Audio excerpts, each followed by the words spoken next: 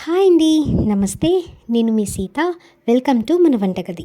ఈరోజు fresh water మిలన్తో టేస్టీగా హెల్తీగా జ్యూస్ ఎలా తయారు చేసుకోవాలో నేర్చుకుందాం.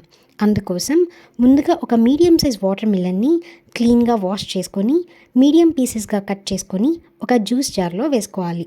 చివర్లో ఒక 4 ముక్కలు ఉంచుకోండి. చివర్లో సర్వింగ్కి యూజ్ అవుతాయి. ఇప్పుడు ఈ పీసెస్తో పాటు ఇందులోనే కొన్ని ఐస్ క్యూబ్స్ వేసుకొని ఒక 3 టేబుల్ స్పూన్స్ షుగర్, ఒక హాఫ్ టీ స్పూన్ సాల్ట్ కూడా వేసుకోవాలి.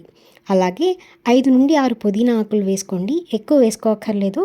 అలా వేసుకుంటే టేస్ట్ మారిపోతుంది. అలాగే ఒక కప్పు చిల్డ్ మిల్క్ని వేసుకోవాలి. ఎక్కువ అక్కర్లేదండి. ఒక హాఫ్ కప్ వేసుకుంటే సరిపోతుంది. ఇప్పుడు వీటన్నిటిని ప్యూరీగా చేసుకొని తీసుకోవాలి.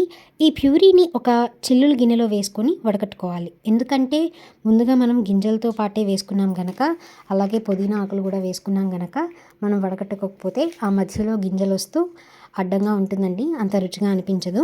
కనుక మనం తప్పకుండా ఫిల్టర్ చేసుకోవాలి. ఐస్ క్యూబ్స్ ఎక్కువ వేసుకోకండి. అలా వేసుకుంటే జ్యూస్ పల్చనైపోయి వాటర్ మిలన్ టేస్ట్ అంతా పోతుంది. ఎక్కువ వాటరీగా ఉంటుంది. ఎందుకంటే ఆల్రెడీ వాటర్ మిలన్లో వాటర్ కంటెంట్ ఎక్కువ ఉంటుంది కనుక ఎక్కువ వేసుకోక్కర్లేదు. మీకు బాగా చిల్డ్గా కావాలి అంటే జ్యూస్ చేసుకునే ఒక గంట ముందు వాటర్ మిలన్ పీసెస్ని ఫ్రిడ్జ్లో పెట్టుకొని తీసుకోండి, సరిపోతుంది. అంతేనండి. ఇలా వడకట్టుకుంటే జ్యూస్ రెడీ అయిపోతుంది. ఇప్పుడు దీన్ని సర్వ్ చేసుకోవడమే. ఈ జ్యూస్ని గ్లాస్లో పోసుకొని ముందుగా మనం ఒక 4 to 5 పీసెస్ ఉంచుకున్నాం కదండి వాటర్ మిలన్ పీసెస్ని, దాన్ని ఇంకా కొంచెం సన్నగా వేసుకొని కట్ చేసుకొని దాన్ని ఈ గ్లాస్లో సర్వ్ చేసుకునే ముందు వేసుకుంటే మధ్య మధ్యలో పంటి కింద తగులుతూ చాలా బాగుంటుందండి.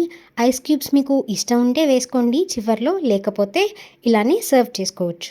అంతేనండి. Tasty and healthy fresh water melon juice ready అయిపోయింది. ఈ రెసిపీ నచ్చినట్లయితే లైక్ చేయండి, షేర్ చేయండి.